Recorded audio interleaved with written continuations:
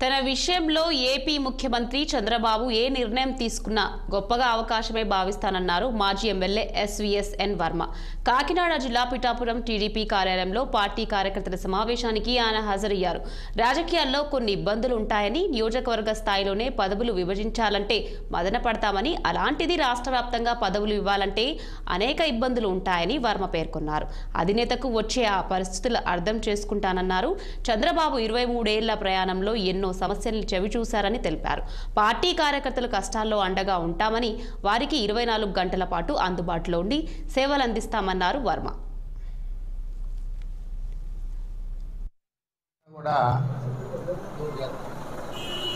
గౌరవ కేంద్ర పార్టీ అధ్యక్షులు ముఖ్యమంత్రి చంద్రబాబు నాయుడు గారితో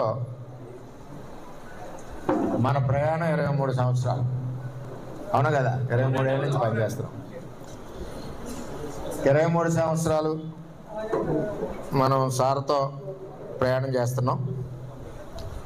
23 సంవత్సరాలు నిరంతరం మనం ప్రజలకు అందుబాటులో ఉంటూ, మనకు అధికారం ఉన్నా లేకపోయినా ప్రజా సమస్యల మీద పోరాడుతూ, ఒక కుటుంబంలాగా, చంద్రబాబు కుటుంబంలాగా మనందరం కూడా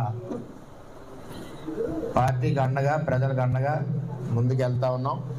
మన